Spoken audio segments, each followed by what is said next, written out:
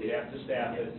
I mean, the cost of it would be, if it passes, then I think we ought to think about whether or not we want to increase police presence at the meeting. Do we want to have one officer with a wand so at least we know who's got one? I don't know. I mean, it's a whole new process to talk about. You know, do we have, you know, and as far as I know, we can make rules. In other words, if you come in, you're concealed carry, we can give you a little card and you have to sit in this area. The problem, the argument that's been presented to me is that we are safer here if folks out there have guns. You know, some of you may agree with that, some may disagree. Now, my concern is that if there's a person here that's wishing to do us harm, and that's one person wishing to do us harm, and we have 10 people out there wishing to prevent him or her from doing us harm, and they and they do so, then those projectiles are coming from a lot of different directions as opposed to one officer. So that was my reason for putting that in there. All the other municipalities within Jackson-Wyandotte County do not support expanding the concealed carry. But I thought we were also talking about open carry laws a couple weeks ago. We are, and that's in here. And that's in here to make them similar. And that's the part that says Yeah, supports rights afforded under the Second Amendment. We believe the current statute regarding open carry is not in harmony with current concealed carry laws and should be similar. So is that the same wording that other municipalities use? No, I don't know if they're talking about. Well, I don't know what they're talking. The other municipalities are looking at open carry in a you know, kind of an individual basis. Overland Park is re-evaluating their position on open carry. I know they went to open carry, now they're talking about going back again, but I have no idea where they are in that process. My reason for adding it is to say, if the reason to allow open carry is personal protection, which is the reason to allow concealed carry, then the requirements for both should be similar. Other than one's open, and that gives the gun owner the freedom to carry the weapon as they so choose. It doesn't force them to keep it concealed, nor does it force them to keep it open. It can go either way, but the public at least knows that the gun owner has been through a process to And that he can't come into this building today. with either. Today. Right. I think if they allow concealed carry in public facilities, I still think that the open carry and the concealed carry rules should be similar. I mean, it's almost like But a how would we? two-part. But we couldn't prevent that. Not if What even was us?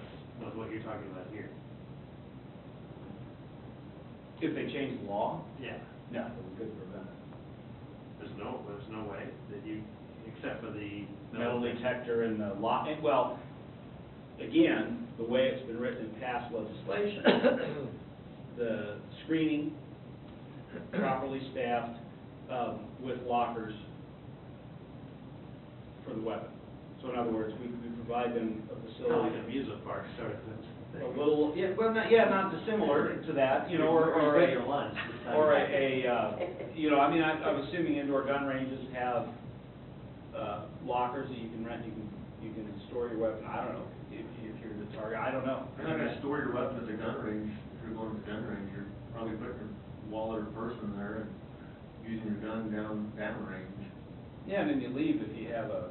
Well, yeah, if it's a club setting, I see what you're saying. Yeah. I mean, if you're a competition kind of weapon, not a personal protection. But anyway, that's the directions the legislation's heading. The legislature is heading. But what you're talking about here won't necessarily prevent anything to do with that legislation. Yeah. Other than I'm saying I think they'll leave it. I think that it should be left alone. Yeah, That it shouldn't change. However, we'd also like to see open carry. I mean, if you think it ought to be two separate items, to say, you know, leave current concealed carry alone and modify, and then, you know, modify open carry to be consistent with concealed carry requirements. I mean, I think one paragraph's fine. Okay. All right. Anyone else? I mean, does anyone really, you know, it is a debate of Second Amendment. Does anyone feel, you know, we don't stay out of it? Well, I'm pro Second Amendment, because and I understand the premise of, you know, getting some additional training.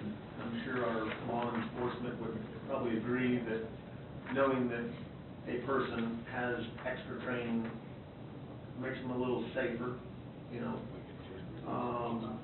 I'd like to see similar, I mean, I'd like to see it enhanced, to say people should qualify on whatever basis that law enforcement qualifies for today.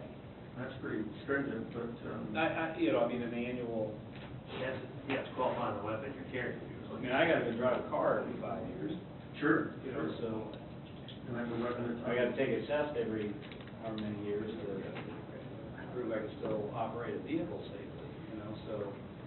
I'm just a little leery, I guess, of the open carry versus concealed carry and the permit, I don't know. So what do you want what do you want to say about it? I really just wanted to discuss it and understand, first, who wrote it, and second, kind of what the idea behind it was.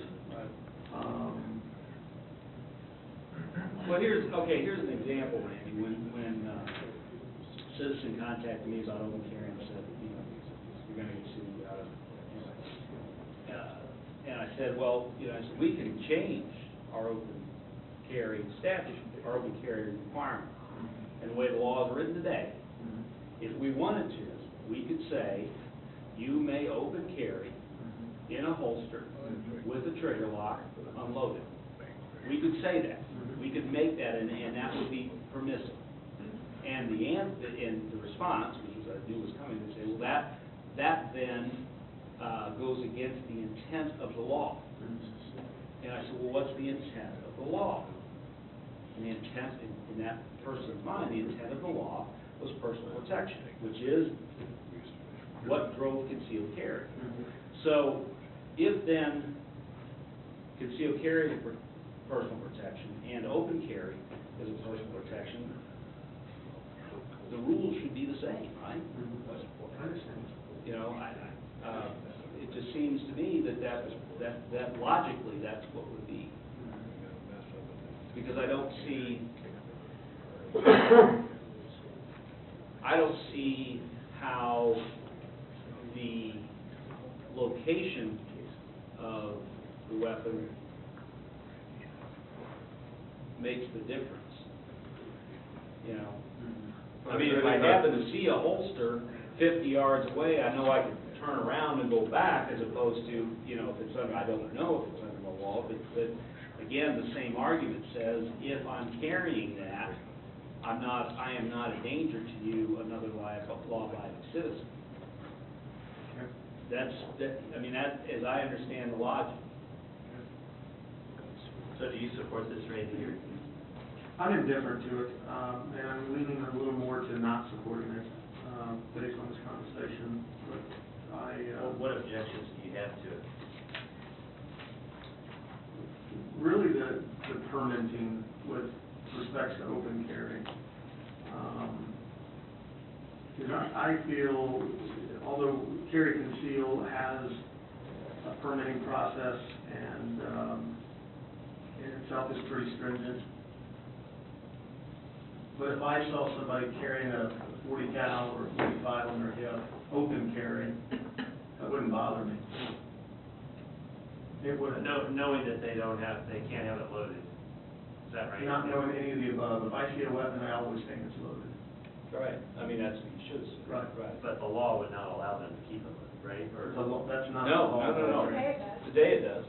Today it does. We could have. Well, we could do this. On open carry, On open not carry. on concealed carry. So that's what I mean. I mean, we now have these